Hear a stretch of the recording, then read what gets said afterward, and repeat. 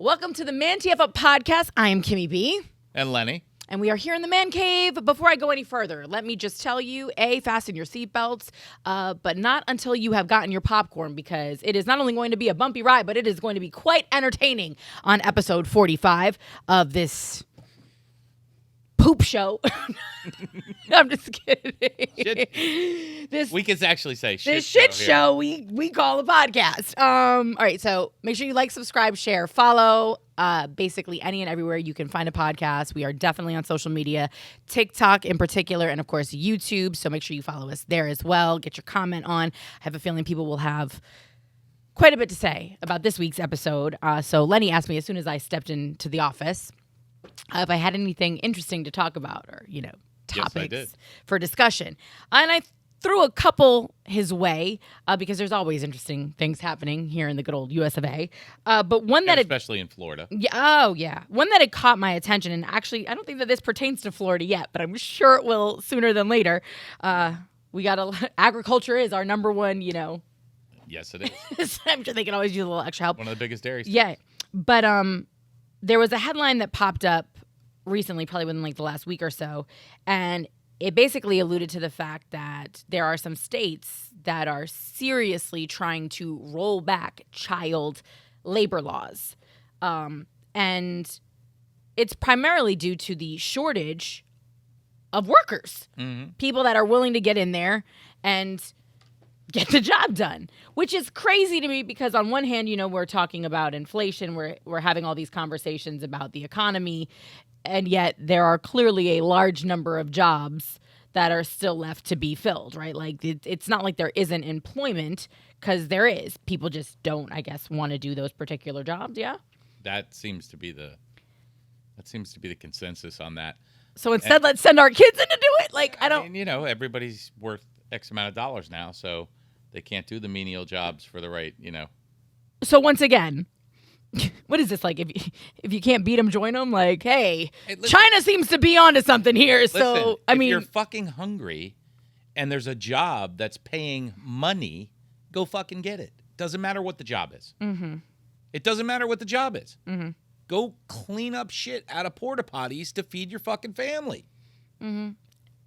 It doesn't Lenny, matter. Every time we have this conversation, like you end up on the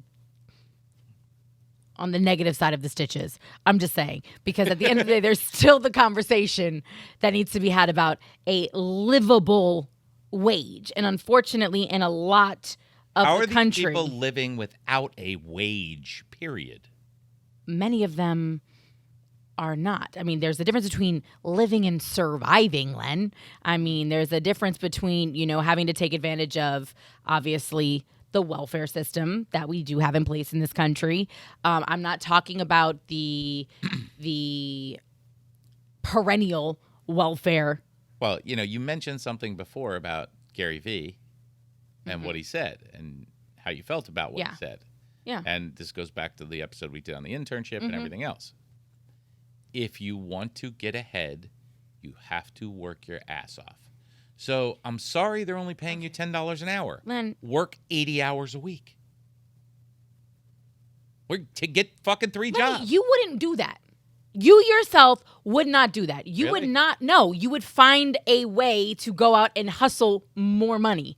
Like, I've worked my ass not for off. but how can you be okay with $10 an hour being whatever going from being a good no, but it doesn't matter, Len, because all of it is changed. That's all subjective. $10 an hour, 30 years ago was a livable wage. $10 an hour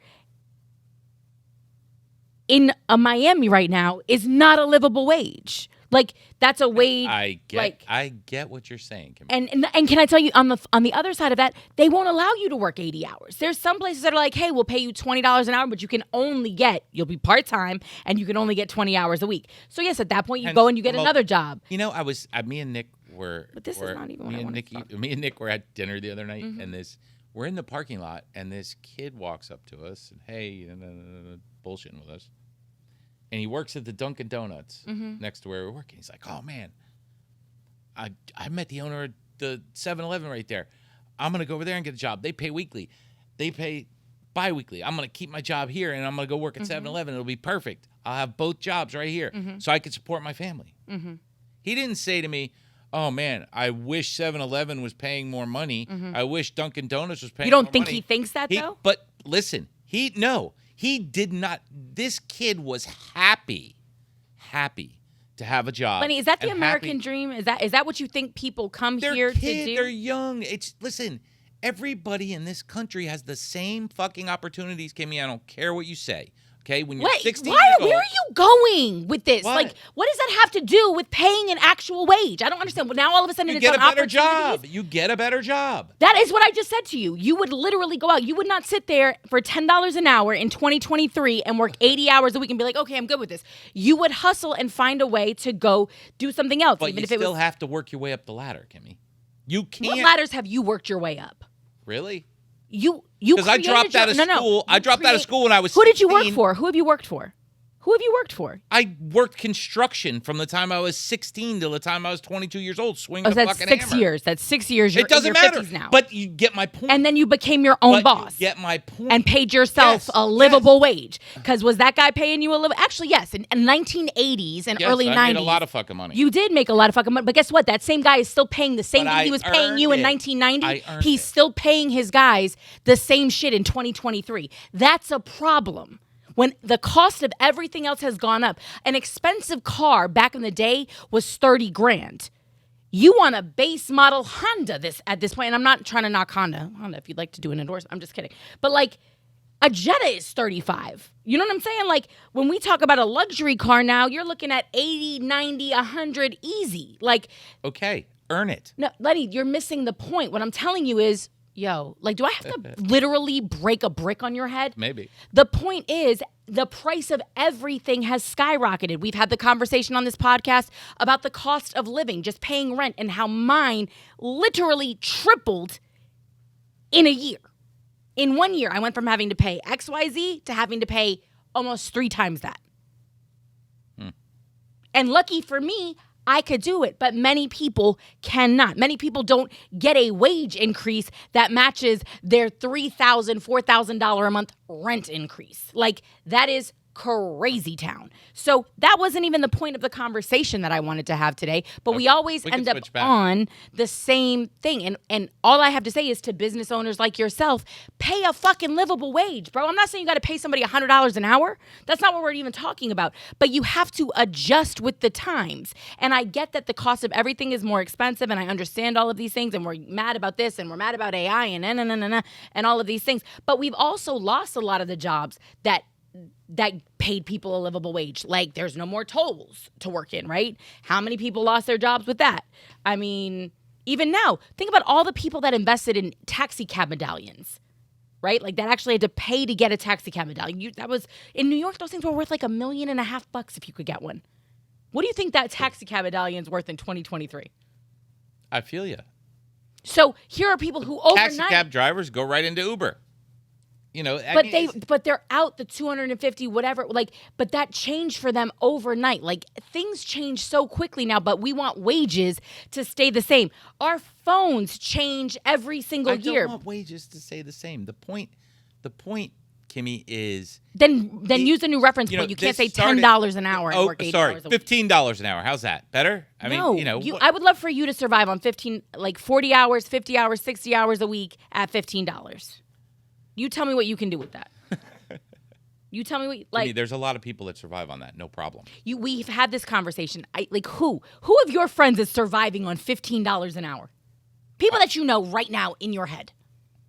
I know a few people. A few people. Yeah. On $15 an hour. 16, yeah. How old are they? They have families? In their 30s. They're in their 30s. 20s. Yep.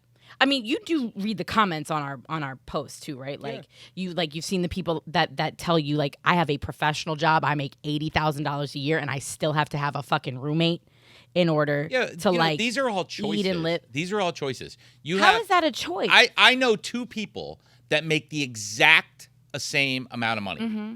One person lives on their own, has a nice car, and puts a couple $100 a month away. Mm-hmm. And the other person cries all the time, has to have a roommate, and spends however he spends. It's, these are all choices. I mean, the problem. No, but these are frugal people. These are people that are telling you. Part of the problem is, Kimmy, that everybody wants to be like everybody else. Okay? Yeah, I want to have that brand new car. I want to go eat at nice restaurants. That's not true, though, right? Lenny. That's a lot of them. It isn't a lot of them. There are people out there like $40,000. Like, we pay our teachers.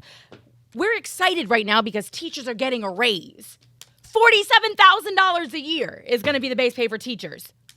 Have fun living on $47,000 a year in Miami, Broward, or Palm Beach. Have fun. Maybe in Osceola County, maybe somewhere in the Panhandle, maybe. And God forbid you live where Hurricane Michael hit and they went and they literally outpriced all the locals because, of course, gentrification at its finest. You know what I mean? Same thing that's going to happen on the West Coast after this last hurricane. Like, it's a known, like, they're already talking about it. These people who have owned trailers on very valuable plots of land are not going to be able to rebuild there. They had a trailer, right? So they're going to have to sell their land to a developer and move elsewhere. Like, the folks that, wherever that was, I apologize for not knowing the city off the top of my head, but they did a whole, like, expose on the changing, demographics of the area where Michael hit, because they all got priced out. Developers came in, bought up all the land, that had these demolished houses because people couldn't afford to actually rebuild. Insurance didn't pay out, the situation we have with insurance in Florida. And a lot of these folks were like the folks that ran the restaurants, that ran the hotels, that had bait and tackle businesses in these places for decades, if not generations, have now moved to Atlanta or, some other place in Georgia or in Mississippi or Alabama. And that's heartbreaking. I realize it's survival of the fittest and that those are things that happen, but it's happening at an astronomical rate in this state in particular. And I just need for you to acknowledge sometimes that you are in a very blessed position. Like, you have multiple homes, your kids are in private school. I need you to acknowledge that I put myself I get that. I've never position, and that any other person could put themselves in this position. I've never once knocked you for that, but you also put yourself in that position in a different time, and I know that you've rebuilt yourself off of that, but like, you're talking about. I don't believe that the youth today doesn't have as many or more opportunities to make money than I did, because I'm pivoting to make money in the new things that are out there.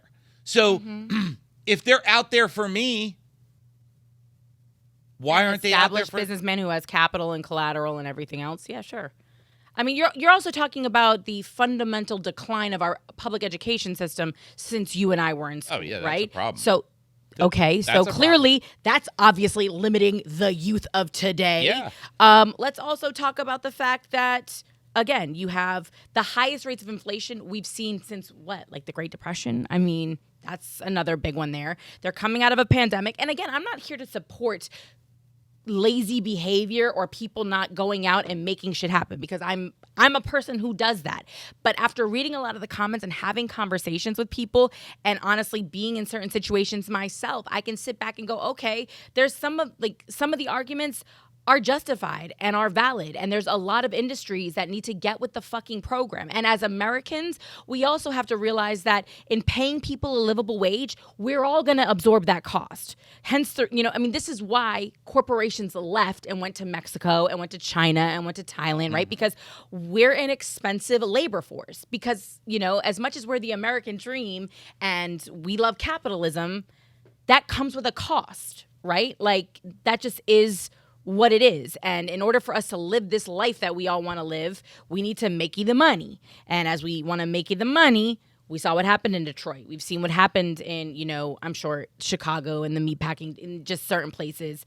And so, with that being said, I understand the business argument, but there's gotta be a come to Jesus where everybody can sit down and go, okay, well, if this is XYZ, like if this is what it costs to live in this area, like you can't tell me, hey, make good with this, but it costs twice that to live in this area. I can't do every job remotely. And then you can't bitch when you force people into that situation and then they don't want to come back into the office. And that's what a lot of you guys have done. Like, a lot of business owners have done that. They thought it was a great idea when it was COVID and they could shut shit down and whatever else. But now that COVID is over and people aren't necessarily as maybe focused because now they can get back out. So that work from home thing isn't necessarily working the same way anymore, right? Like some people love it and some companies have stuck with it, but other people are like, yeah, you seem a little just like, you know, it was one thing when your kids were home, but now you have like a real like are you even working, or are you like legitimately just going out and enjoying your time and giving the office 2 or 5 hours a day? Yeah, you're giving them whatever's necessary. So you're seeing a lot of companies calling people back in, but some of these folks moved because, okay, no, I don't need a raise if I go live in Arkansas, right? But my company is based out of Fort Lauderdale. And now my company wants me back in the office 3 days out of the week or 2 days out of the week. So my cost of living in Arkansas is one thing. And, you know, we came to an agreement. No, you don't need to give me a raise, but I'm going to work remotely. You want me to come back? You're going to have to bump up my salary, homie. And people don't want to do that. Well, no, I mean, that's just the terms of the job. We're asking you to come back in now 2 days a week. And it's just crazy to me. Like, you can't take for granted people's willingness to work. And some people love their jobs. And that's the other thing that we've seen is people are like, yo, yeah, I would like going to work a lot more if I wasn't worried about where my fucking next paycheck was coming from. Why do you think there's such a shortage in the hospitality industry here where people make tips? There's a shortage. Well, first of all, in this market, have you ever worked in the hospitality industry in this market? So because of this service industry that we have here, well, I mean, just even the clientele that we have, you do know the obvious. There's a lot of cultures that come here that don't tip where they're from. So like you have a lot of Europeans. Europeans aren't big tippers. South Americans, not big tippers. So the whole tipping thing is very American, very American. With that being said, when you work in an industry and it is fueled by tourism and those tourists aren't tippers, have never heard of a tip, don't know what that is. They think it's just you make a wage, a living wage. They don't realize you make $2.50 an hour or whatever the case may be. You know, that can be frustrating. Hence the reason you see 18% gratuity added now on a lot of checks, especially in high tourist areas like South Beach, or I'm sure on Fort Lauderdale Beach or whatever. I never have a problem with that, having been somebody who worked in the industry. And there are some people who make a fucking fortune. A fortune. I have friends that make high six figures tending bar at some of the more established restaurants, you know, in South Florida. You know these people too. You go to a lot of these restaurants, and so do I. And they're career waiters, they're career bartenders. A lot of them get a management position, but still hold on to a shift because they want that tip money. So, I mean, not to say that it's hit or miss, but I think that that's something that you have to be, you know, cut out for. And maybe some people aren't cut out for that industry. It's the same thing like saying, why do people sign up for customer service jobs and then have an attitude on the phone with you? Like, it was in your description. Yeah. Service. But, you know, it's all... It's difficult, Kimmy. It's a difficult equation. It's a difficult equation across the board, what's going on in this country. With wages, with working, with, but you know, there's the balance is gone. But don't you also, well, yes. But it's the gone. balance is gone, Len. But everybody looks at this immediate problem or this immediate thing that just came to the surface, but nobody looks at the real legislation behind this. I mean, you say companies, you keep looking at me when you say you companies. All my employees get paid fairly. Yeah, facts. But like the larger companies, they get it on both ends. They're not pushed to pay more wages, and they don't pay any fucking taxes. Mm-hmm. So they're getting it on both ends. Yeah, I have a big problem with that. And I say tax the fuckers. And, you know, some of these things, the taxes, loopholes, were put in place so that the companies could pay it forward with their employees. Yeah.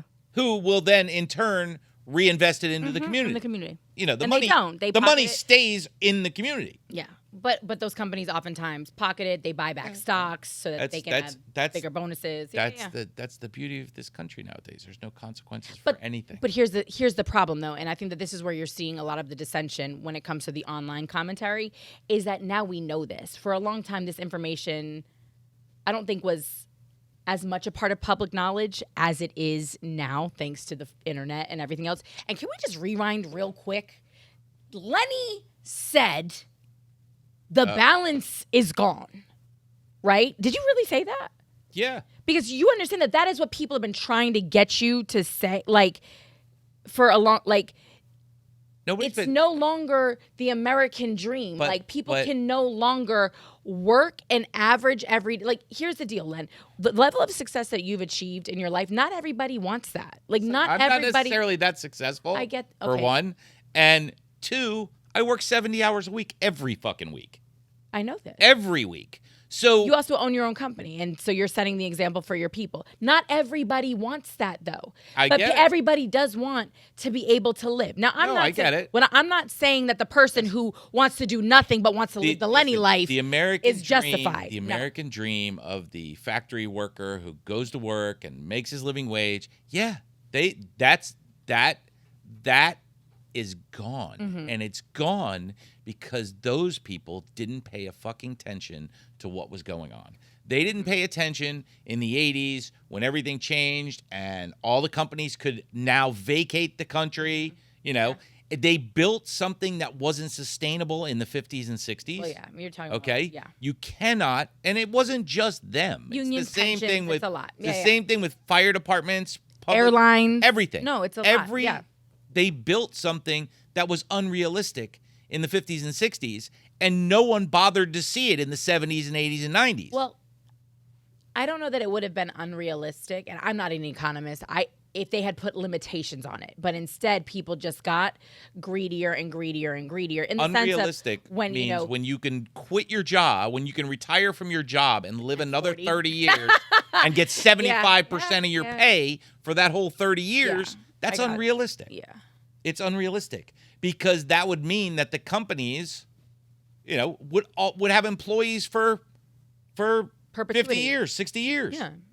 They always have employees. Yeah. Always. Even if for 60 years, you're going to have an employee. That's not sustainable because the new employee has to make more money than that employee did when they started. So it was unsustainable. Mm-hmm. And also, I think that the wages, once again, other countries became very attractive when, you're talking about a factory worker that's been somewhere for 25, 30 years making $65, $70 an hour. And that, there were people in my community because I came from a very blue collar fishing community. My aunt and uncle worked for GE in Ohio. Mm-hmm. They got all these, or GM, they got all the perks. But you remember people back then, I don't know if you have, most of them liked their job. Oh, yeah. Right? Loved the company. Drank the Kool-Aid. They were in it. But who wouldn't be when you have medical, when you've got a pension, when you've got vacation time, all of these things. So when we go back to the balance statement that you made, I think we need to give a little leeway to the disgruntled employee. And I'm not talking about the extremes. I'm talking about the people who have had their own come to Jesus moment and have gone, do I really want to deal with, as gas prices go up, this commuting from Homestead all the way to Fort Lauderdale Beach for a job that pays me, $13 an hour. Maybe in 5 years it'll be 15 because that's the whole deal. Everybody was up in arms about the increase of minimum wage, which was over 5 or 6 years. It's like $1 a year. Mm-hmm. So with rising gas prices, I'm making minimum wage to deal with other angry, disgruntled people who are here on their 4-day PTO. Matt is, you know what I'm saying?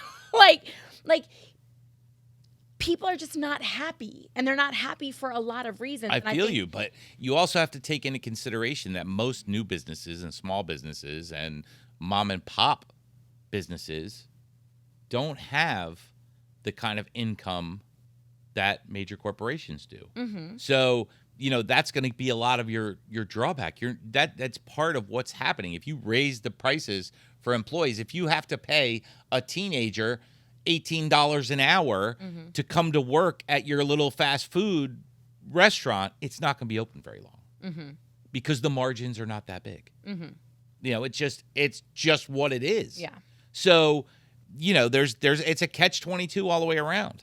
And, I still feel there's something bigger going on here, but whatever. Call me a nut. But we live in a state that is fighting tooth and nail against rent control.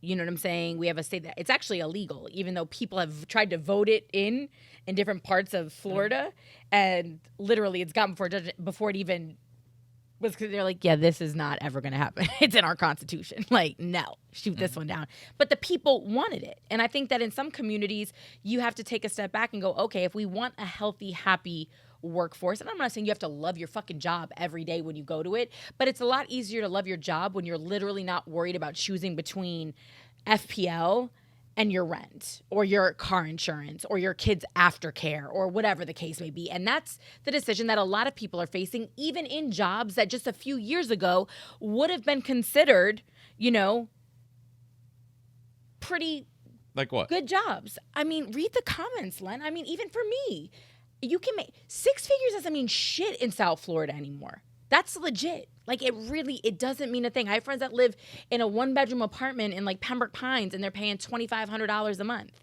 Like, there ain't no commute. Like, I like Pembroke Pines, but, I mean, you have to think $2,500 a month used to get you a place on the beach. You know what I'm saying? Like, not that long ago. I mean, and we all knew we all knew that bubble was probably going to burst at some point in time because especially if you were from the Northeast, we were like, rent is what in South Florida? Bet. Like, you know, there were a lot of people that could just rent an apartment and keep their place up north because rent was cheap here. Mm-hmm. So I always expected it to increase, just not the way that it did. But legitimately, to be happy in Miami, like they did a study, you have to clear 75, 80 grand easy. That's minimum. And that's like, and I don't even know that that's really getting it done anymore. Seriously. I don't know where you live. Like, I mean, I told you, I called a realtor one time and I was like, I told her my cap was $5,000 a month for rent. And she was like, yeah, I don't really know what I can do for you. I was like, excuse me. I mean, where'd you want to live? No, I just said my rent was Lenny, $5,000 a month. That's 60 grand a year. For rent. Oh, I feel you. I'm just saying, and you're going to sit there and look at me and go, where do you want to live? Like, to anybody. No, I mean, I should, like, for 5 grand, anybody, where should I deserve to live for $5,000 a month? I don't know. For 5 grand a month, you could live on Los Olas right now. Yeah, but this is my point. When somebody says, and I'm living in a 1,200 square foot apartment, facts. I mean, I know I did all of this. Yes, $4,600 a month on some of the, and literally I have a fucking 12 by 12 balcony, maybe 10 by 12. I don't know. Like maybe a 1, maybe a 2-2. So yeah. I mean, is that like living? It's all relative. You see, you can't say on this hand that. Yeah, but still, that's not everybody wants what you want. To me, not everybody wants to be and do what you want to do. They want to just work. To my point, 60 grand a year in rent. 60 grand a year. So does $80,000, and the realtor told me, I don't really know what I can do for you. And I needed at least a 2-2. Like that's what I said. I need at least a 2-2. And she was like, that's going to be, I was like, $5,000 a month for rent and for a 2-2. I'm limited in my options like that. So you do the math. If I'm paying 60 grand a year in rent alone, I'm certainly not making $70,000 or $80,000 and living comfortably, because I mean I'm not even clearing that if I'm making. Everybody's comfort level is different. That's my point. Everybody has a different level that they want to live at. Lenny, are you listening to what I just said to you? Yes. I said I have $5,000 a month for rent, and this realtor said it's going to be tough to find you something in Miami. Where in Miami? In downtown or on Miami Beach? Or I mean, Lenny, where should I live? In the projects? I mean, I think in Doral you could probably find something. No, even in Doral. Are you kidding me right now? In Doral? Doral's gone a little crazy, but everywhere in Miami has gone crazy. Everywhere. Unless I want to live literally. That's why you don't live in Miami. In the freaking no, I still pay that. Close to in Hollyweird.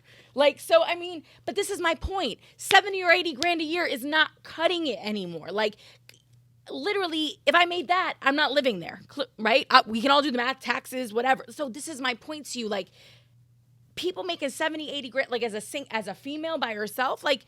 Not that long ago, that was something to be like, okay, hey. And I get it's not, a millionaire or whatever, but 80 grand and with room to grow, okay, bet. And I make more than that. So for me to be sitting here going like as 40 grand a year, where are you living? You're paying teachers $47,000 a year. That is gross. That is not even their net. What are they taking home? 28? Where are you living? Where are you living for $28,000 in South Florida? Mainly with their husband or significant other. There's, or with a roommate, right? This is the point. But in many Americans' minds, $50,000 a year is still a solid income. And I'm here to tell you, in a lot of places, and this is a lot of places, it is not. And now the tech companies are going in and fucking up tiny towns.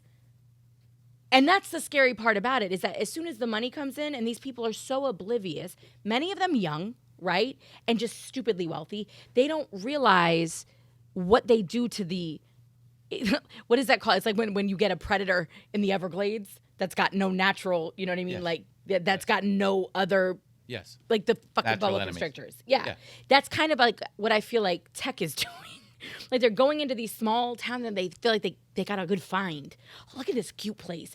And then all of a sudden, the prices blow up, and now the people who made it that cute find can't afford to live there anymore.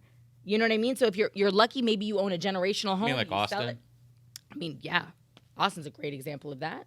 And it's a phenomenal city from what I hear. You know, now it was always phenomenal according to the people that have lived there forever. But yeah, the cost of living in Austin is wild. I mean, and there's still a ton of places in Texas. I see the houses all the time on Instagram, and I'm like, damn, Katy, Texas is looking. And real Austin's nice a right lot now. cheaper. One of my guys moved from California to Austin. But He was from in San Diego. Cali, from San Diego, which is one of the highest, real estate markets in the nation, to Austin, it feels like a breath of fresh air. But for somebody going from an Atlanta, or that grew up in Austin or in Katy, Texas, or in another more rural area, they're like, what the fuck happened in Austin? Elon Musk. I'm just kidding. Is he in Austin? I don't think so. He's somewhere in Texas, He's though, in isn't Texas he? somewhere. Yeah. I mean, there's plenty of tech people and big money people in Austin. They love it there. But it's scary, and it's a conversation that we can't keep sweeping under the rug. It's got to be addressed. I don't know how we make it better. Like, to the point, as Americans, I'm willing to pay more for American-made goods. I'd rather see our factories, to some degree, come back. I'd rather see textiles, and manufacturing be a part of American society, because I feel like, you've heard me say it a million times, that is what this country is built on. I want us to evolve. I believe that, I got dragged for calling like tech work blue collar work, and I know by definition it is obviously not blue collar work, but I think eventually systems maintenance will be considered that. It will be a job for the masses, Sure. right? It will be... You're a computer janitor. Right? There you go. Thank you. I hope whoever tried to drag me for that just heard that. Computer janitors.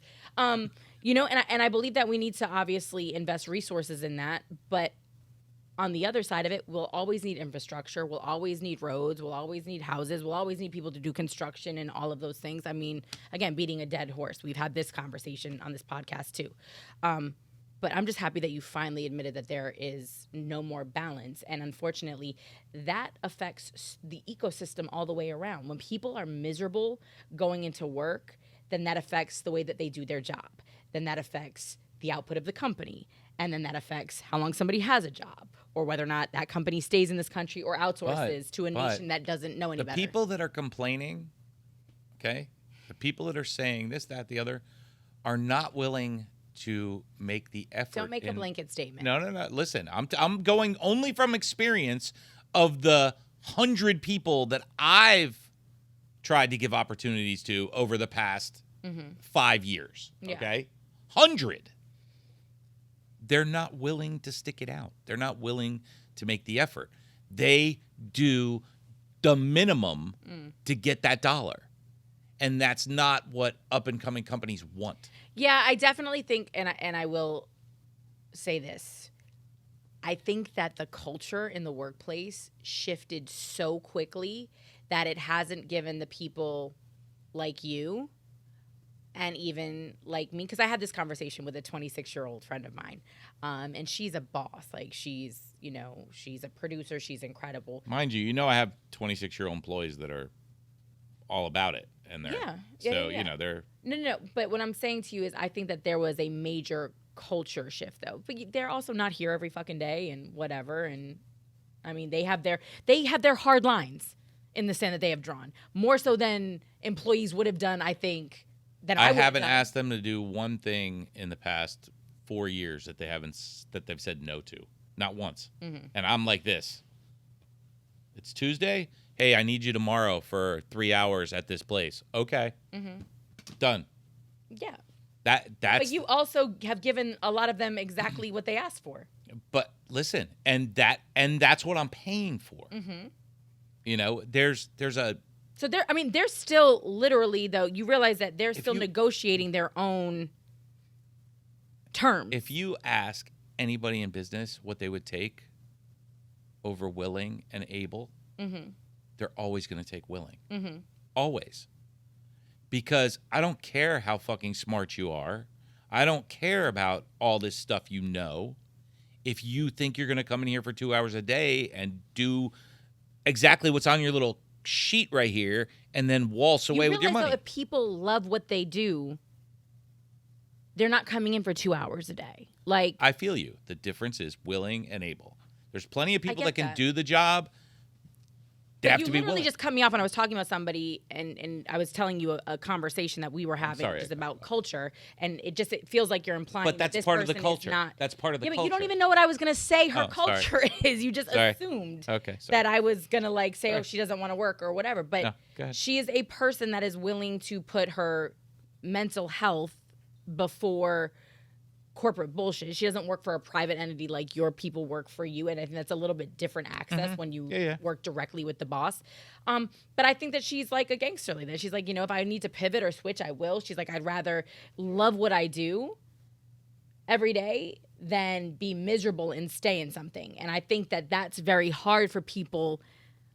It's scary like for people. You and I to even wrap our brains around sometimes, because we know so many people that just stuck it out and trucked through it because, hey, it's what they you know what I mean? Sticking out a bad position. If you're in a bad place work-wise, to me, it's great that she's willing to pivot. Mm-hmm. That's the problem with a lot of people is they're scared to pivot. Yeah.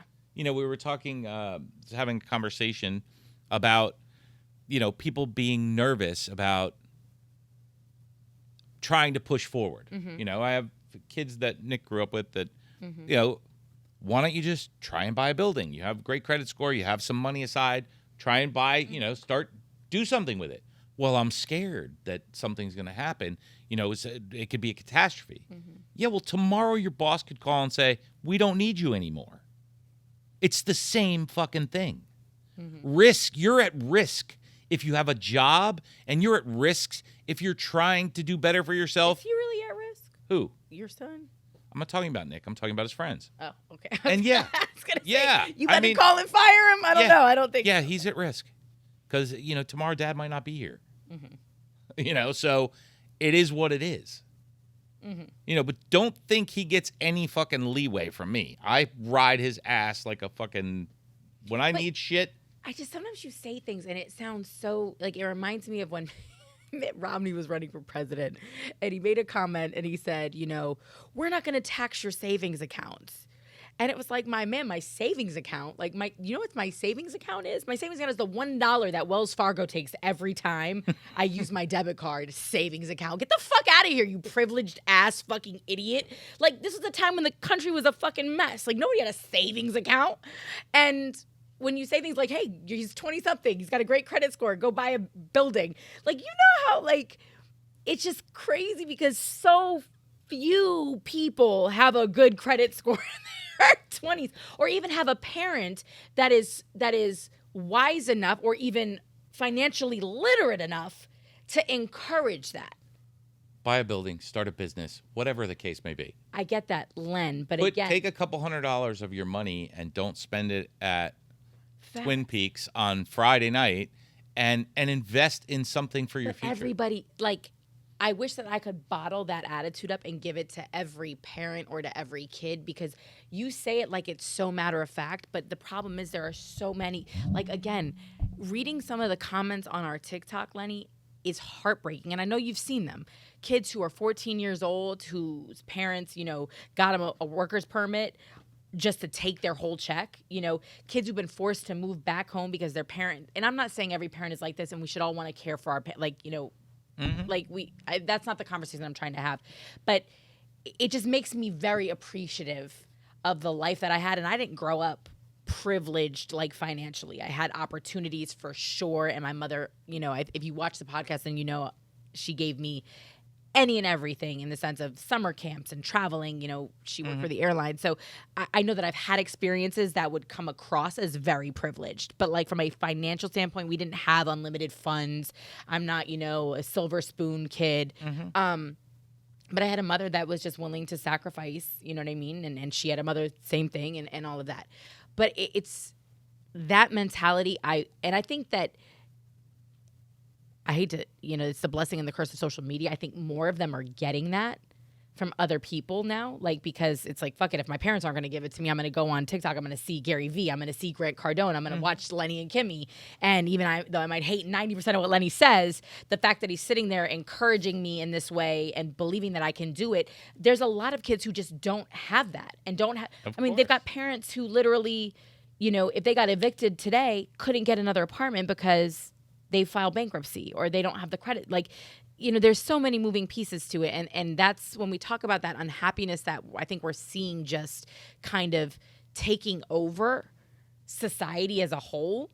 Like, that to me is the scary part about it. Is like, I think it all feeds into the next thing, right? It's one big ecosystem. So if you grow up in a household where your parents hate what the fuck they do, are broke all the time, are always literally one check away from y'all being out on the street, like that instills something in you one way or the other, right? And then you either go, I'm never going to be that person, and then maybe you get into jobs and you bitch and you moan, or you're just the hustler. And some of that, I think you have older people or you have people in business right now that are looking at these kids, and instead of seeing it like how when I talked about my homegirl not being afraid to pivot, like, fuck it. Like, I'll leave, I'll do this, I'll do that, like, whatever, I'll make it happen. Yeah. But her work ethic while she's at a job speaks for itself, right? Like, so she's always going to have great recommendations. So that's the other important part to realize. Like, if you hate what you do, you still have to go in and do it well. Do the best you can do. And then when you're ready to just be like, peace out, then bounce. Like you said, scary or not. I just feel like we misinterpret some of that spirit, and it comes across as lazy, or it comes across as unpredictable or unreliable. And really, these are just people who have finally picked up on the system. Like, you're going to use me because I'm cheap out of college labor, so I'm going to use you the same way. Like, these kids are catching on to the system. But that was the whole point. That was the whole point when you're cheap out of college labor. Because when you come out of college, you really don't know what you need to do to be a lawyer. That's why a lot of kids go out of college and they go to a lot of lawyers come out of college and they go to the public defender's office to get the experience they need to go into private practice. There's very few college lawyers that come out and go to high-paying jobs. They get figures. They're the fucking coffee people when they get out of college. And that's what it is. But you're at you have that degree and you have the ability to go and start at $60,000 a year and work your way up to do you know the average income of a lawyer in the state of Florida? What? Last time I checked was $45,000 a year. I would believe it. So, I would believe it. Starting at 60, I don't even know if they started that, depending on what they Pharmacists come out of school, they start at about 100. I know. But they're doctors. Yeah. They're doctors. Doctors of pharmacology, baby. They have 9 years of schooling. Yeah. So it's, they learn more. A lawyer goes to school, gets their degree, comes out. They have no practical experience. Yeah. No courtroom experience. Nothing. Trial experience. Nothing. No litigating experience. Yeah, I mean, I got you. But I think that they're onto it. So now instead of them investing, but I don't know, because even to your point, you were cheap out of college labor, but there was always, I thought, the hope of staying. And I think maybe we all got into that rut. So now if you don't invest, because now it's almost like, what came first, the chicken or the egg? Like, from a business perspective, if you're looking at every kid who's coming out of college and coming into as just an entry level, they're going to be here 2 years, then they're out. And they're looking at it like, no, I want a long-term investment. Now there's a miscommunication, because now I'm disappointed if you're not taking me seriously, if you're not seeing my work ethic, you know what I mean? And you're not even open to me having the possibility to grow within your ranks. Take somebody like our guest we had on, Grant, right?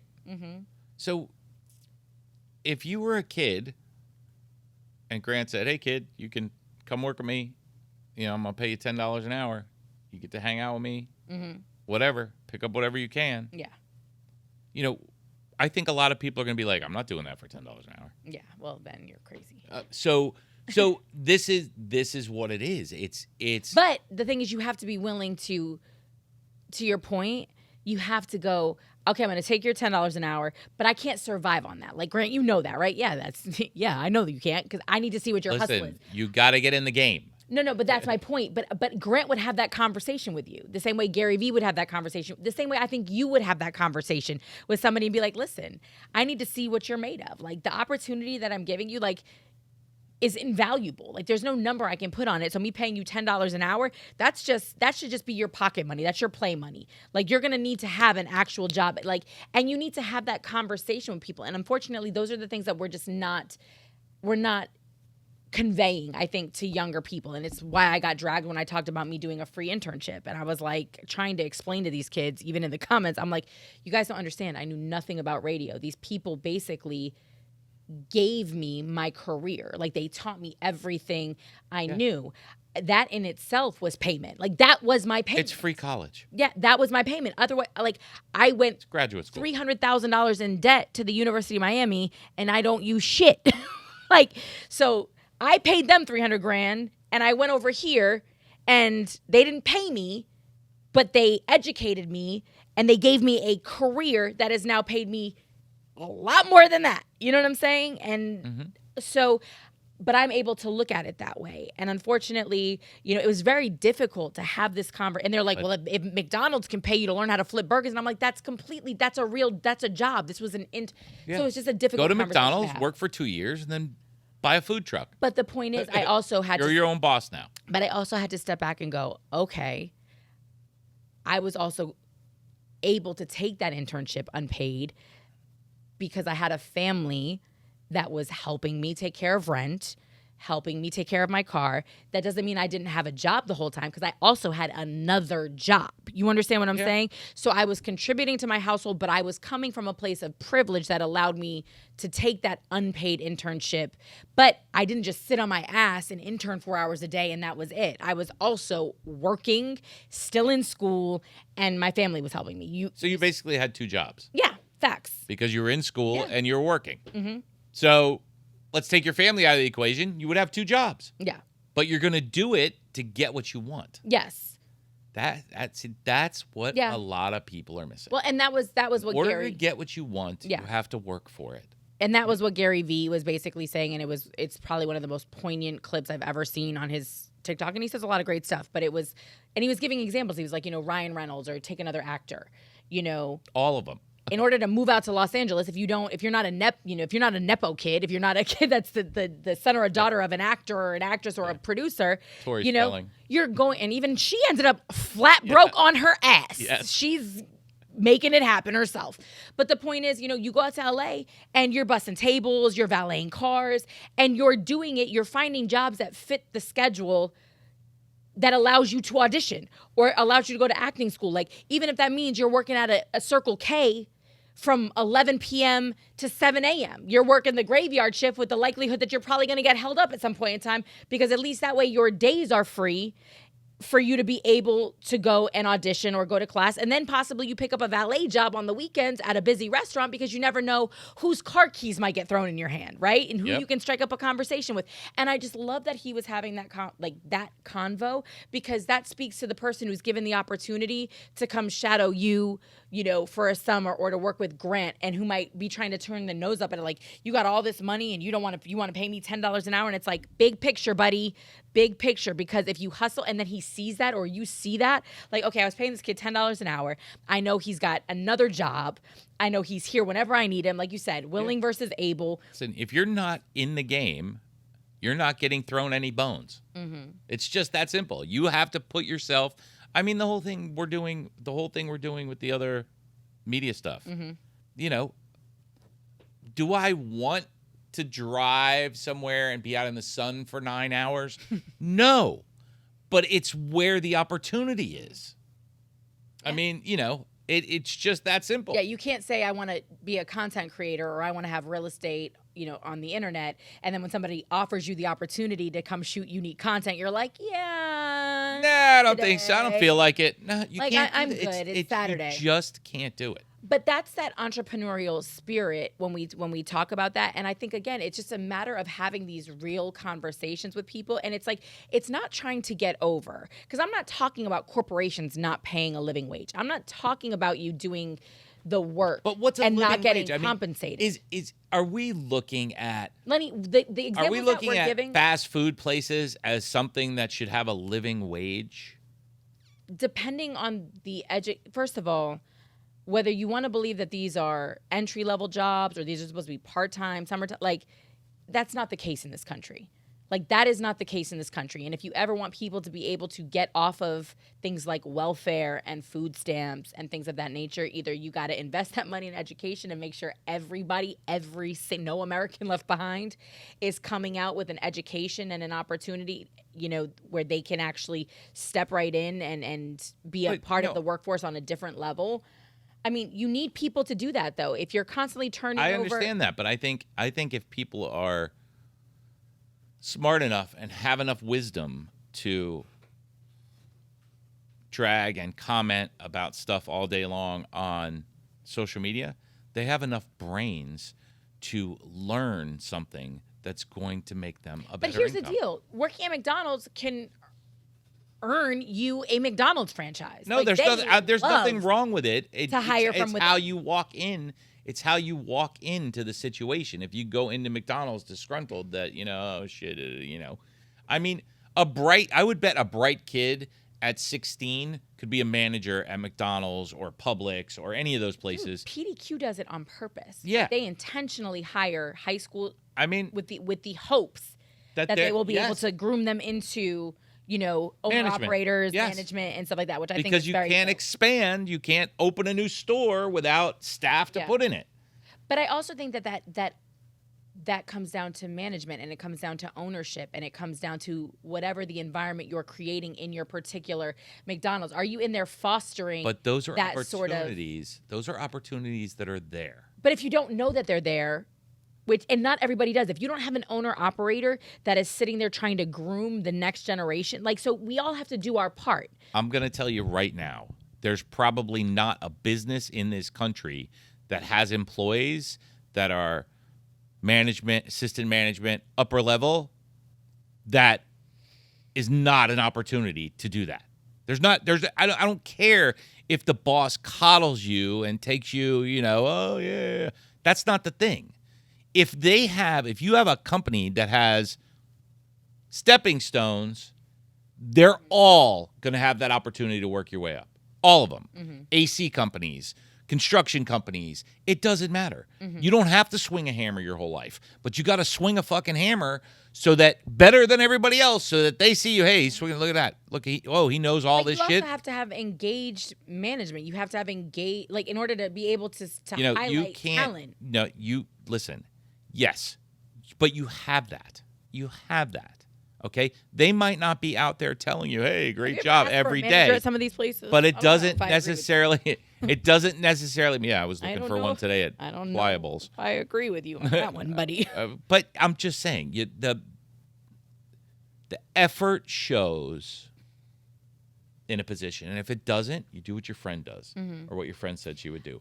She would pivot and find some place that does. But you know what, though? We're learned creatures, Lenny. And I'm not going... I know you love to say everybody has the same opportunity, and theoretically, everybody does have the same opportunity. And this has nothing to do with race, creed, sex. This is not what I'm... But just the mentality that is instilled in you as a child in your household, by the people that you look up to, by your teachers, by your mentors, by your community, has a direct impact on the level to which you aspire to succeed. Do you know what I'm saying? Yeah, of course. And so for, I think, a large portion of this country, this is what's scary about it. As we see more and more disgruntled people, as you see poverty expanding, I think it has more to do with your actual just in your little home, away from home, environment that you're directly in. I think as broken as the school system is, it's still producing kids that are willing and able to go out and do things to make money. Certain communities more so than others. Listen, I would like you to find me one school that no kid has made it out of and been successful. One. No. There's plenty of kids that come out of the same schools that are successful versus not successful. So I think a lot of it goes back to the support system that they're getting. But that's what I'm saying to you. And unfortunately, we have a large swath of the population that does not, Lenny, have a support system like you or your wife at home. And neither did their parents. And that becomes a generational disconnect. You know what I mean? And so I remember talking to kids on the radio sometimes during my overnight show, and they would have these lofty dreams, right? And in my household, I told you I wanted to be an astronaut when I was 6. My mom was like, okay, we'll send you to space camp, right? Like that was a thing. And she was ready to do it. Still a thing. Nothing. I know, but my point, Lenny, that's not my point. My point is my mother was literally signing the paperwork, like go to space camp, and then I'm sure I changed my mind and I think I wanted to be a marine biologist next, whatever. I was never told I couldn't do anything. That is not the case in a lot of households. Like there are a lot of households out here where you say something like that and they're like, be happy to get a city job. Like, what are you doing? Like, you're not going away to college. Like Miami-Dade, Broward, at most, and that's not a knock on either one of those because they have produced some incredible individuals. But the point is, there's a lot of people who don't come from households where they're like, you know, your kid tells you, Miranda, Joey, any of them say, I want to go to Duke, I want to go to Harvard, you're like, okay, bet. Well, you know, the grades are on you, but outside of that, if you get in, we'll make it happen. I can't see you telling your kid that they are capped in their potential. Like I can't ever now, if you're not athletically gifted, I can see you being a realist. You know what I'm saying? Like I can see you telling them like, maybe professional sports is not in the cards for you. Yes. But that doesn't mean you can't be an agent. You can't, be an executive at Nike or whatever. My point is that's a lot rarer than I think you would like to believe. And that is such an important part. No, I know the negativity runs rampant. But that's why you have people who don't aspire to anything more than working at McDonald's for the rest of their life. And they're disgruntled about it. And they're mad about it. I get it, but if that's all you know and that's all you were ever told you were capable of, like again, it's a communal thing. I think it's across the board. But where's the problem? The problem's in the home. It is in the home, but Lenny, it also but then we say it takes a village. And no offense, your home life wasn't perfect. And you found your motivation in other places as well. Like you had an incredibly hardworking mother, but like you were out ripping and running the streets. And I think you saw people that had a lot and were like, I want that shit. And I'm going to go get it. Like you've said that. I never felt ever in my entire life that I couldn't do anything I wanted to do. Ever. But I'm saying, like, your mom was working. So I haven't ridden a motocross motorcycle in 25 years. I bought one and bought Joey one, and we're gonna go riding. Yeah. I'm probably gonna hurt myself, but I could do it. I could go riding. I could go ride on a track. I'm 56 years old. I haven't been on a bike in, on a track in 35 years. Who cares? I could do it. That's just my attitude, and you're just arrogant. Cool, got it. It is what it is, but a lot of this stuff, who's watching Gary Vee, who's watching Tate, who's watching this, who's watching that, there's somebody who's putting all those people in front of the other people. So if you're that disgruntled person, and you know this because it happens to you on your buying sprees on Instagram, if you say something, your phone will bring it up to you, and that's who you'll see. So if you want to see the Jordan Petersons, the Tates, the Gary V's, It's all that's all based on your attitude. You realize it's not just young people that are disgruntled. No, absolutely. It's the 50-year-old miner in fucking West Virginia who's pissed that they shut down his coal mine because it was giving everybody black lung, and because we're moving away from, he's pissed that he wanted to work and he can't work. Well, no, but that's my the point difference. is, but he doesn't see any again, because that's all he knows. He feels like you have taken away his entire way of life, his children's way of life, and those kids grow up in those communities, and that's all that they know, because that's all that they see, and that's all they're told or taught to aspire to, right? This is how you do it. Like, this is the best life is going to get, and be happy with that, and this is what you do. But there's nothing wrong with that if people are happy. There's nothing wrong with that if people are happy. If they grew up in a community where, their parents did it, now I'm going to work there, and it's just going to go on. But to your point, now they know more. So now they have kids out there who know, wait a minute, Dad, there's a whole this is the only place where there's mines. What you mean this is what every kid does? Every kid is not in the mine at 10 years old. You've been lying to me. There are children that are playing at the beach, Dad. Yes, but in order for you to not be in that mine is up to you. Yeah, but it's not up to everybody else, Lenny, to do that for you. You're missing the point, though. But again, I'm glad you see that there's more over the mountain than that's just your place. But again, if all anybody ever tells you, though, is you can't do it, yes, but it takes a lot to overcome all of that. And some of this is much older than the invent of the phone. Like, a lot of this is generational. So when we talk about how communities get stuck in that rut, that's what that is. It's generations of people just having doors shut in their faces, or not aspiring to more, or education just not being up to par. We know that this is a thing in this country. So, I mean, I think that there's a lot of moving pieces to it. When we talk about fast food, that's always the go-to when we talk about a livable wage. Or you think people should be making $20 an hour? Listen, there are some Wendy's out there offering it. So, I mean, clearly, when you need people to come in and work, you're going to pay it. And maybe you'll get employees that actually really love it and are happy at, you know what I mean? Yeah. And wouldn't that be nice to not get an attitude when you go to the drive-thru? That'd be lovely. So I hope that, you find people that make you happy. But again, just in this conversation, I think that I've learned a lot from the dialogue that gets had in the comments under a lot of the shit that we say.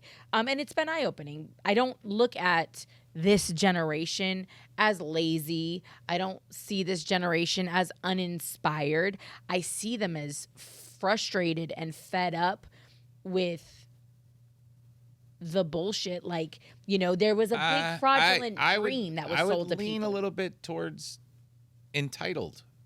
I mean, it's hard to feel entitled has when you have nothing.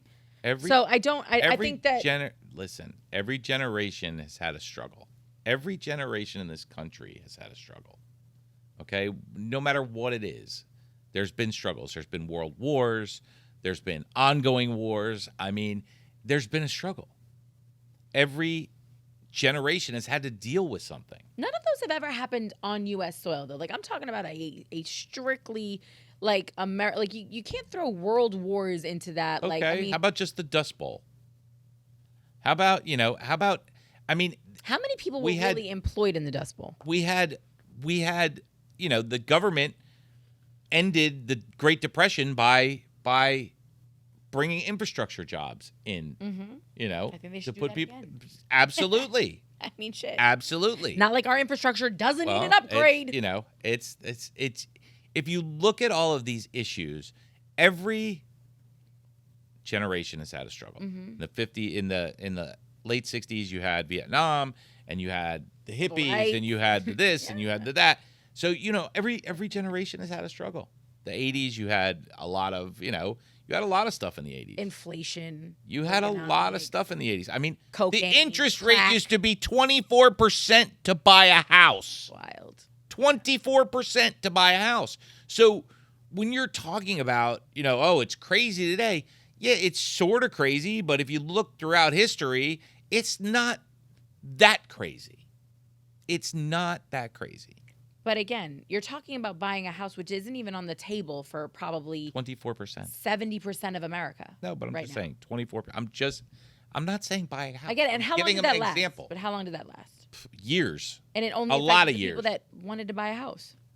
But at that time, everybody was buying a house. Renting was not a big thing then. Well, that was, that was not, that was, everybody bought a house in the 80s. Mm-hmm. You didn't come out of school going, oh, I'm going to rent for the next 20 years. No, you planted roots, and guess you what? bought and a place. And when all of those mortgages fucking crumbled and people went bankrupt and the rest of it, that's why you have generations of renters now. Like that is, you're seeing the long-term effects of that. You have generations of renters now because big corporations and hedge funds realize there's more money in renting to people than there is in carrying the mortgage. I get it, but also because people have lost everything repeatedly. Like that's also the issue that you're dealing with kids now, and especially with a lot of millennials who watch their parents, put everything on credit cards, didn't realize what was happening because they were young, and then when, the economy blew up in the late 2000s, they lost everything. Homes were and these were, again, people that were making $100,000 a year. That was the first time that you saw. I don't want to. I've lost everything probably 4 times. Mm-hmm. Yeah, 4 times. Yep. Everything. To the point of selling my pool cue to buy groceries. So, it happens to the best of us. Mm-hmm. It happens. Yeah. I don't know what else to say. You know how I feel about this. I feel that. Do you think that that your children could do that? Could do the same thing? I hope so. I'm asking if you think if right not, now. They better marry somebody who can. Not everybody is built like you, Len, though. No. You can't hold everybody. No, you don't, though. You don't, though, because every time we get on this couch, you hold people to, like, instead of trying to see it from a broader perspective, you constantly come back to yourself. And it's like, listen. I only come back to myself because I only come back to myself because it's possible. I get it. I mean, what opportunities did Gary Vee have? Gary Vee grew up, his dad had a wine business. They had it wasn't big when he took it over. Uh-huh. He made it happen. Yeah, I mean, my family has owned businesses, but again, it was enough to support a family and a lifestyle and things of that nature. Not anything too extravagant, but whatever. I mean, I get that. So, but again, his dad owned something. You know how few, that's a lot less common. 365 million people in this country. Like, unfortunately, there are more poor people who don't own shit than there are even middle class, upper middle class people that own something. Like, the demographics, it's changed. Yeah, the middle class is going away. It's changed, going away. I mean, they've been talking about this for I know that, but 30 years. But the point is, I don't think people are acknowledging it. Again, it's happening very rapidly now, and that to me is part of the disconnect. And now you have the information, but you've got a lot of people that still would prefer to bury their head in the sand and believe that this is still the same old, good old USA with the same values and the same quote unquote opportunities, and things have shifted and changed. And yes, it's still the best country, and people come here to make a better way for themselves. And I wouldn't want to be anywhere else. That's not what I'm saying. But things have changed. It is not and they're changing pretty rapidly. Yeah, and but Lenny, you literally were like, who even knows about that story? Like, you were literally coming for me. We're not getting into that headline. What I'm saying to you is, unless you're in it, like I'm in it, you're in it because this is what we do. There's a lot of people who are removed from the changes and really can't wrap their heads around it. And sometimes I think you're one of them. They're only hearing what they're... No. Yeah. Yeah, they're hearing something, Kimmy. They're hearing... I'm not talking about hearing shit. What I'm saying to you is you have people that are living their lives, that are making it happen in whatever little town they live in. And they have no idea the lived experience of millions of other people. So it's not about what they're hearing or being fed. Mm-hmm. They're just walking through it in their, leave it to Beaver fucking world. And shit is different. And that's all these kids are trying to say in the comments is, you've seen them when they say, like, you could buy a house for fucking, you could buy a house in Dania Beach early 90s for 60 grand. Mm-hmm. 60, 70 grand. Yep. East of the train tracks. Yep. I'd love to know what that piece of property is going. But that was a stretch for some people back then, right? We'd hear 70 grand for a house. I'm like, Jesus Christ, can I go buy it now? Like, what the fuck? Like, oh my God, wouldn't even know what to do. I'd be like, is there a sinkhole? Like, what's wrong with it? It makes me want to have all the ones back that I bought. I mean, we bought houses for $25,000. But again, if you don't know the shifting dynamic, right? Like, then you don't know. So when these kids are telling you, like, it's just not that way anymore, like, it's shitty that you live in this incredible country of ours where that used to be, like, that wasn't a stretch to own a home and to have a car and go on nice vacation. It was not a stretch. A lot of people did it every year, 1 or 2 family vacations a year. It's a stretch now. You've got whole grown-ass people with student debt that are making what would have been a really good wage not that long ago that are living in a fucking 2-bedroom apartment with 4 adults. But you got to go where the work is. And sometimes the work means you're in a New York or a Miami where rent is crazy, right? But so now you got to balance. But like, that's not the American dream. The American dream isn't to be 34 with 3 adult roommates. Nope. That is not the American dream. And that's all they're trying to say is that shit is different. And we would just like for y'all to acknowledge that that's depressing as fuck. Like, I feel you. That's hard for some people that are in their mid-20s that are like, I have this degree, I want to work, I want to love what I do, but this is what I'm looking at. Like, that's shitty. And that's all I think they want people to acknowledge. Do you think there's other places in this country they could live in a populated area and not be as stressed about that? Is there work for them there? Like, that's the other thing. Is there work for them there? Or are they going there and being a waitress and relying on tips and that's not a drag, but I'm just saying you have to go where the work. Like, I can't just I can bitch about the rent. It doesn't mean I can go to Chattanooga. I don't know why Chattanooga is always like my go-to. Chattanooga and do radio. And if I do radio in Chattanooga, they're going to pay me Chattanooga radio, right? So But you're also going to pay Chattanooga rent. I get it, but What you have here is going to be a third in Chattanooga. But I'm also going to make, like, I've seen what they make in Chattanooga. No, thank you. So, yes, it's a trade-off, but you go where the work is and you go where the wages and you go where the opportunities are. But it's like the fact that the cost of living has changed so drastically in such a short period of time. Like, because, I mean, like, McDonald's pays the same in Miami that it pays in, the middle of Tennessee. But if you have a family in Miami, I get it. I'm just saying that, if you don't have a career and you don't have a job holding you, you have options. Yeah. I won't disagree with you on that. You have options. And let's not even say. But are you really relocating let's not for even a job say you don't want to McDonald's? leave in Florida. No, but if this is all that people have, like my pharmacy techs, they make $18 an hour, $17 an hour to start. Yeah.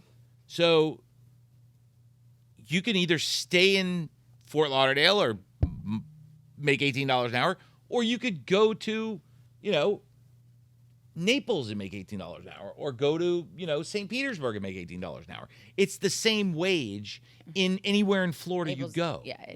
So, if you choose to live in Southeast Florida. Tampa is up there now. Like, all of these places have gotten. Listen, there's still plenty of low rents over there. They're not even close to what is. No, Tampa is. Downtown Tampa. Even in surrounding St. The girl Pete. Angelie lives in St. Pete. She's 100 times better there than she was trying to move here. Okay? There's plenty of places. If that's the position you're stuck in of making $10 an hour, there's places in this country you can live. There are, but then you also have to take into consideration aftercare. What if you have a family unit and you have, again, I know that you're going it's back all to available to all these places.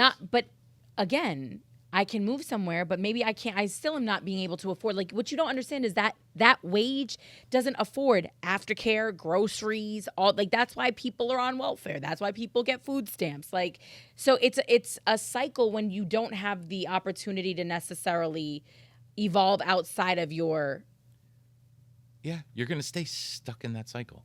That's why you can meet someone who's 45 years old and she's a great grandmother. What I'm saying is that because she had a kid at 12. But for some people, relocating 12. isn't an option, not because the job isn't there because they work in McDonald's. It's because there are other resources that at least make life semi-manageable.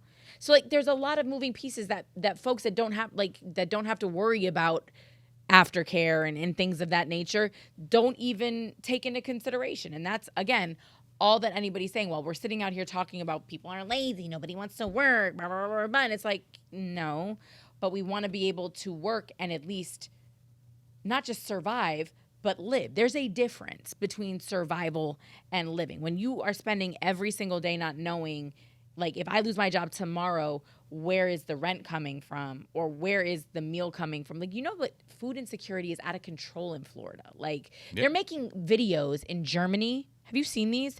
Clowning the United States of America over the fact that we have people that go to sleep hungry. Like, we're over here showing videos of little, African babies. Mm-hmm. And Germany is showing videos of American children. Straight up. Help American kids eat. These are the videos that are going, like, we're the greatest country on earth and we can't feed our kids.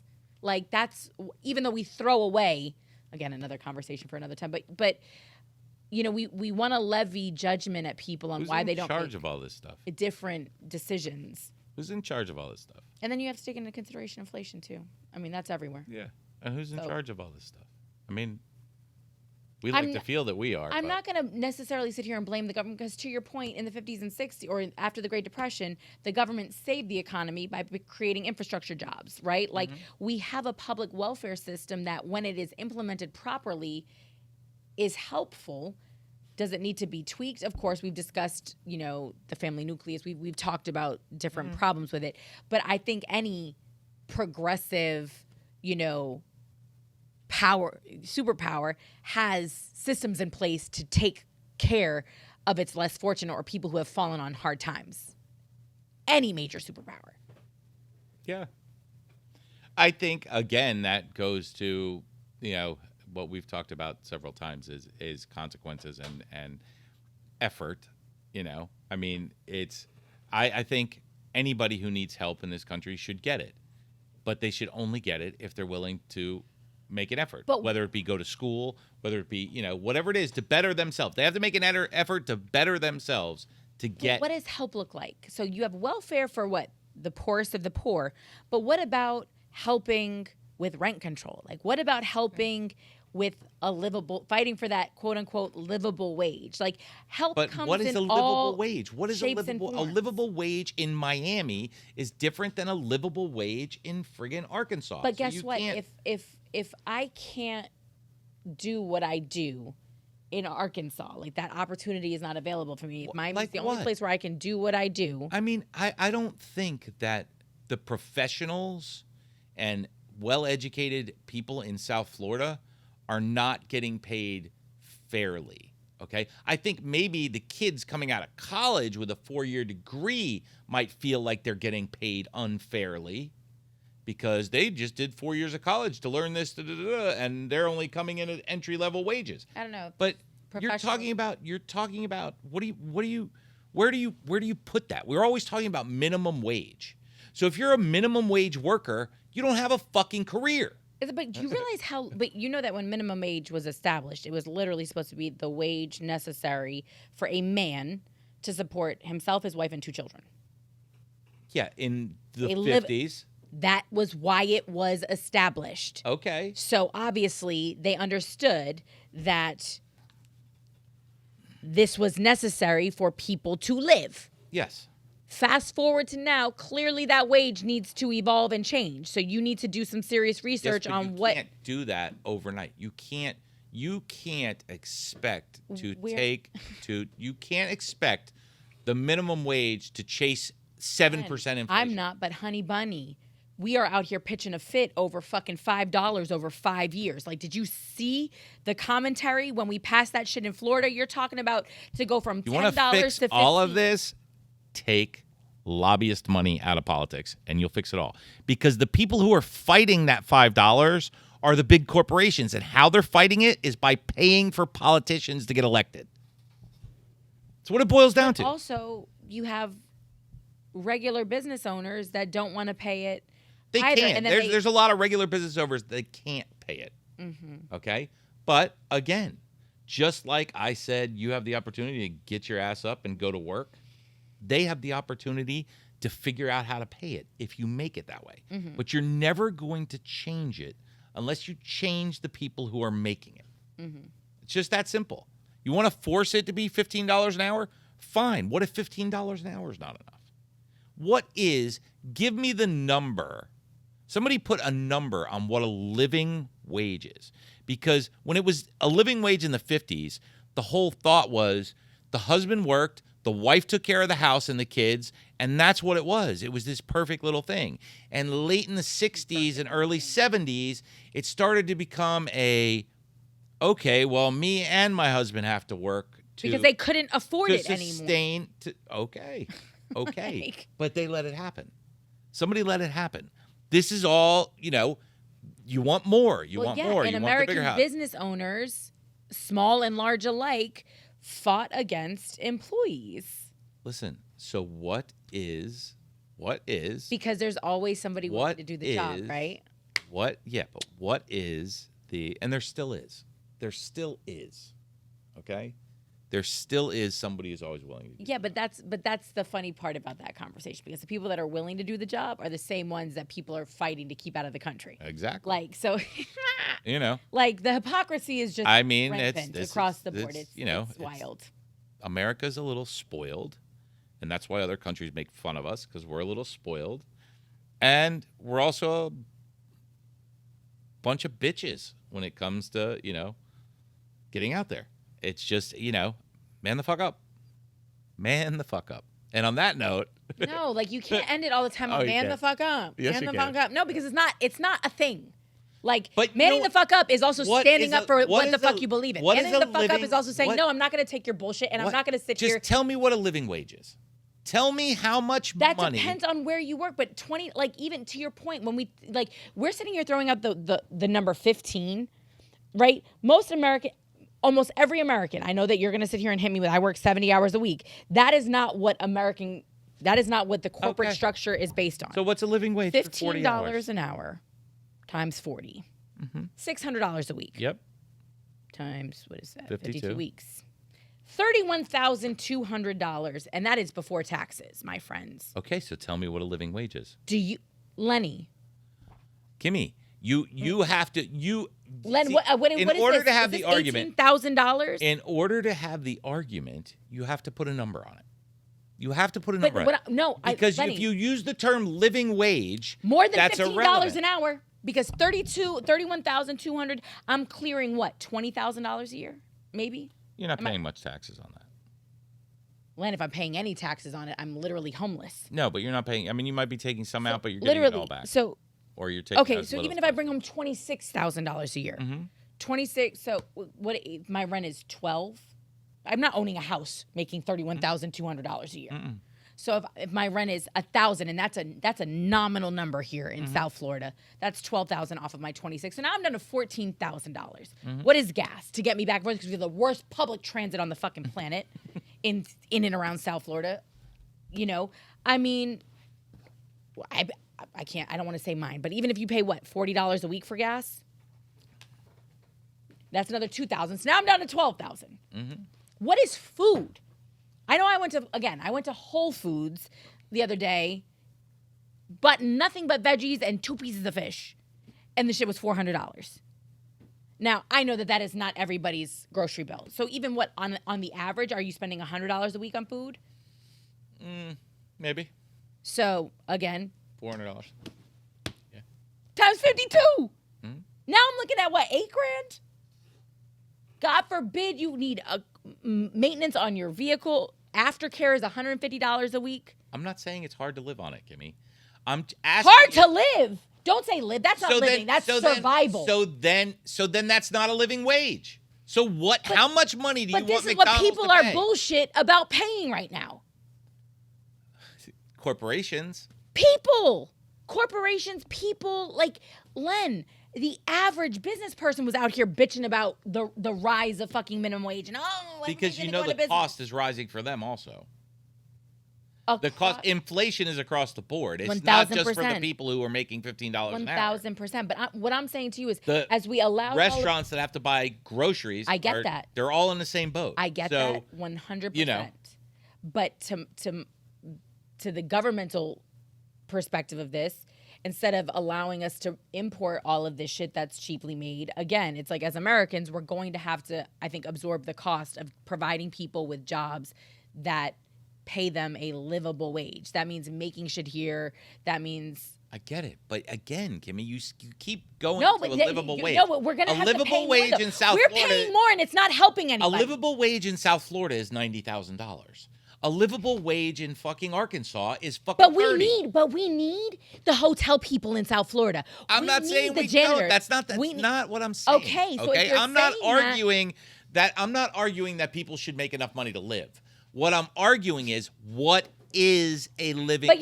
You're giving me an impossible question because you're telling me that it's not the same. Yeah, but so I'm not concerned with if I'm giving you an impossible question, what do you think's going to happen when it goes out to a million people? Why are we not fighting for that though in this state alone? Like, you know, if we want to give all the power back to the state, so you have a federal minimum wage, right, that gets set, but then states can go in and set their own shit.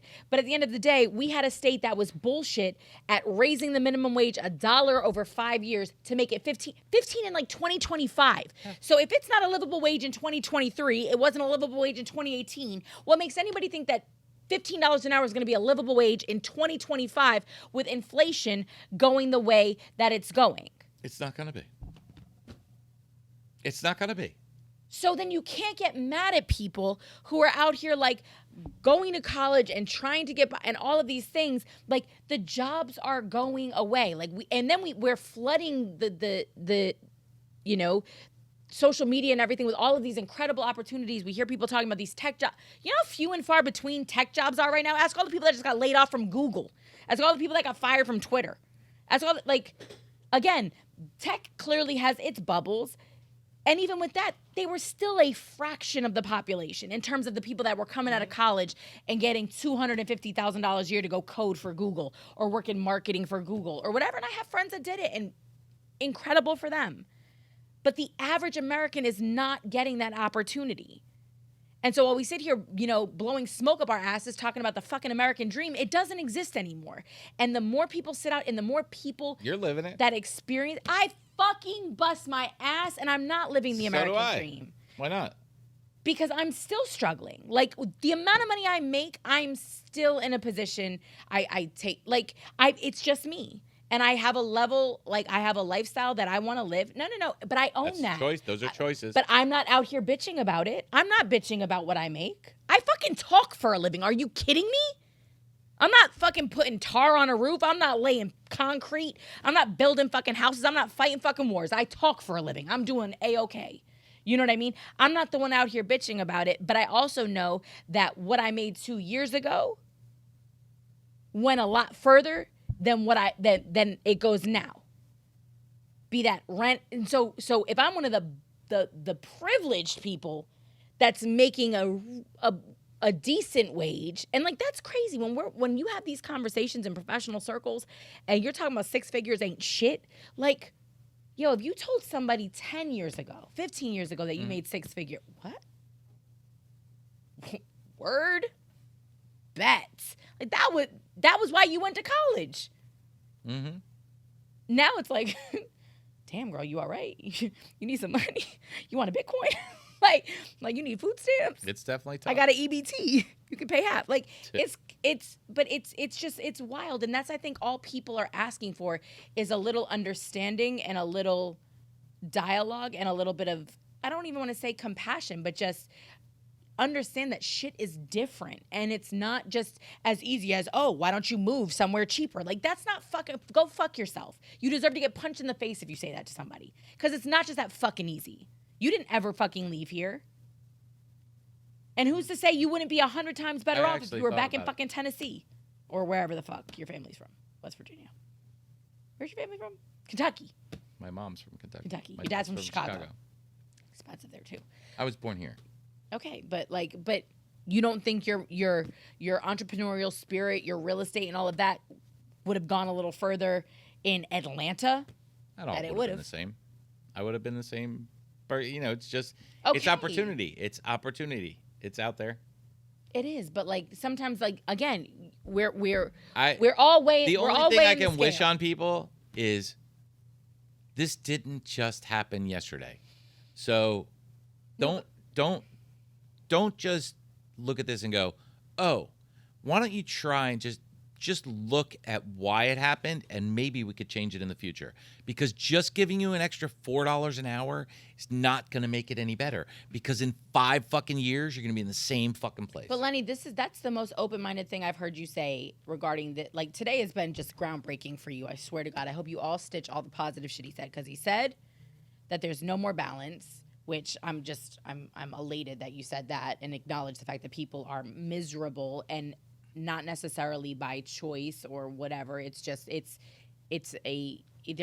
in the proverbial hamster wheel, and that, you know, that this didn't just happen overnight, because you're the same person that will yell about the $15 or minimum wage and go out and get it done.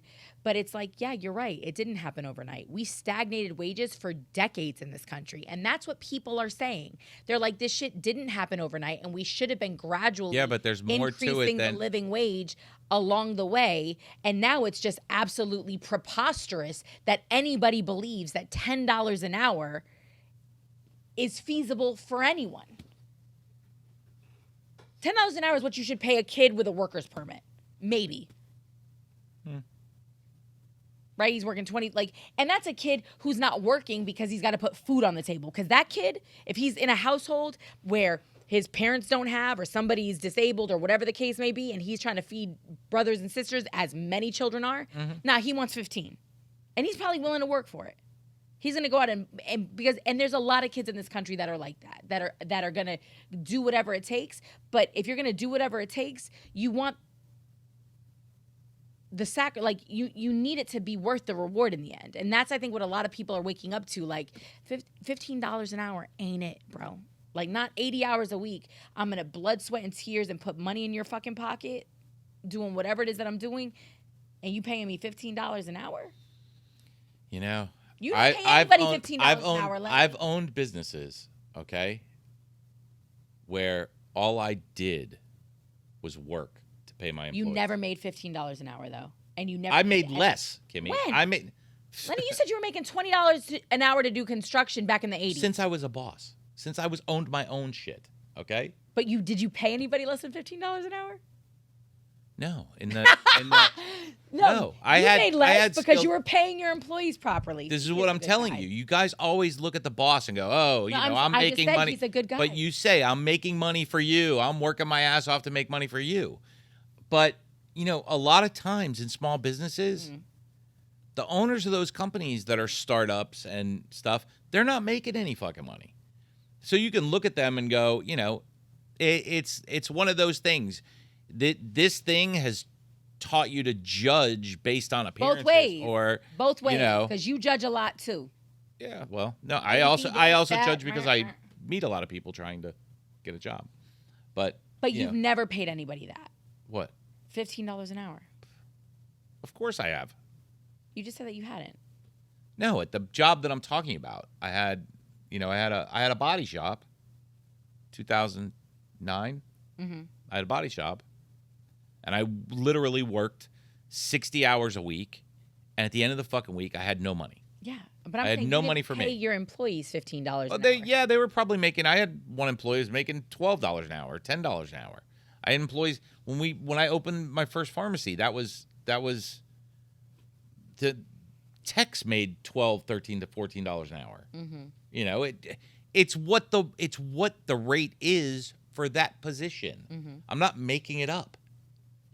I never paid anybody minimum wage. I always paid more than minimum wage, but I'm not paying you more than fucking Walgreens is. It's just not, maybe 50 cents more than Walgreens, but you're not. Walgreens is paying fucking $12. You're not coming to me and getting 20. Step your game up, Walgreens. Unless you earn it. Step your game up, Walgreens. Well, yeah, it needs to be addressed, because $12 an hour ain't cutting it. But again, if you're paying over minimum wage, I can respect you as a boss, as an owner, and all of those things. Every person that ever worked for me at my pharmacies stayed. Lenny, people love working for you. I'm not going to say that. Because if you show me the effort, you'll get the reward. It's just that simple. So if you're not willing to show the effort, you're never going to get the reward. If you feel underpaid and whelmed. I don't think from you take day advantage one. of your people though. Like there's a difference. So again, it's hard. Bullshit. I ask my people to fucking be on the spot and drop anything and answer their fucking phone at 9:00 at night if I call. But you also reward them for that. Not in the beginning. They have to earn it. Lenny, do I have to put you on blast? Yeah, go ahead. Literally, I'd been a part of this team for 1 month last year. 1 month, and you gave me a holiday bonus. 1 month, and you gave me a holiday bonus. Well, you're skilled. Shut up. You're a good boss. People fuck Doesn't with matter. you. Like, you want to act like you're a hard ass, and that's not, like, what I'm saying. I ask a lot. There are there was plenty of people who came to work for me as a tech that didn't last. And it was all based on their attitude. Okay. All based on their attitude. I'm not mad at you for that. But you reward the people that show up every day and get the job done and exceed your expectations. Like, you reward that. Not everybody does. And there's a lot of companies. If you're in the corporate world, don't expect that. They have a corporate structure. You know, every 6 months you're going to get evaluated by HR. But that's part of the problem, though, is that corporations used to invest. Again, this is part of the things that have changed in American society. You talked about your aunt and your uncle who worked for GE or whoever it was. GM. Loved worked there their whole. Oh, yeah. Retired from there, everything. All of it, right? Loved it. That company invested in its employees, right? That is gone from the American corporate structure in many places. I'm sure it still exists in some. It was actually at my old radio station before they sold to a hedge fund. But it was very much that. It was like a family, you know what I mean? It was you could feel that. We had a pension. I have a pension. Like, who the fuck has a pension still in the 2000s? Nobody. We did. City workers. Yeah. But again, civil servants.